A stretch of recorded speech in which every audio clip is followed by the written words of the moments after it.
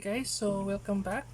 So today we will teach you very easily to how to connect the action camera or how to mount the camera. So ang pinaka-advisable dito sa top ng helmet. Pero yung sa akin kasi medyo curve siya dito. So dito ko siya ilagay sa front.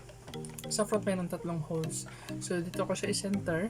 Dito ko ipasok yung strap. Dito siya lalabas. Then ibabalik ko siya ulit. So ito na, nakunik ko na yung camera dito sa parang holder niya. So ang gawin mo lang guys is that pasok mo dito sa left side. Ayan. Kahit kasi yung kasama nito dalawang strap eh. And pasok mo dito sa left na hole. Ayan. Then labas sa right na hole. Okay, and then mo siya, i-secured mo siya dito, pasok mo yan. Yan. Just make sure mo na mahigpit na siya. Yan.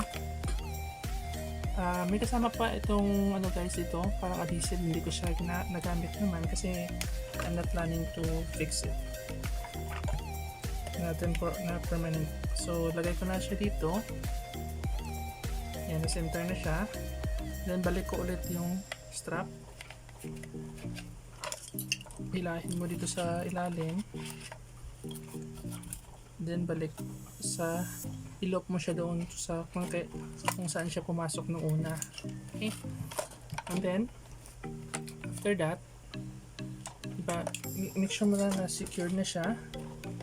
Yan, na hindi na siya mag-wobble or hindi na siya gagalaw. Yan o, hindi na siya gagalaw. And then dito, sa strap na nilagay mo, pasok mo siya dito para i-fix mo siya. Or para i-tighten mo siya. Yan.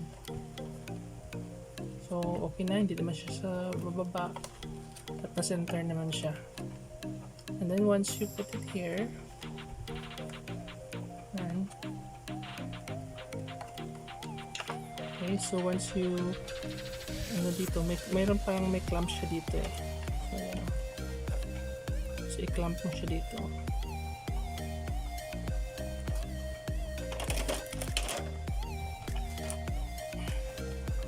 Yan. So na-clamp ko na siya guys. Yan o. Na-clamp ko na siya. Yan. So pasok ko lang yun. Yan. Okay na. And then pag tapos na, pasok na dito sa ayan. So okay na siya guys. Ayan. So hindi siya mahulog kasi nakastrap naman siya dito. Ayan. Yung iba kasi nilagay nila is yung zip ties. I don't like the zip ties guys kasi madadamage yung yung helmet mo. Magsa-slide yan ultimately. So scratch. So maganda yung strap kasi siya tela siya. Yan o. Okay, so that's it guys. And dito pala pwede mo rin ma-adjust. So yung angle naman, pwede mo siya mapa-yuko o mapataas pa. Yan. So it will capture the front view guys ng ng front view ng rides mo. Okay?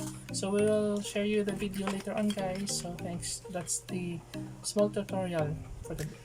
Bye bye.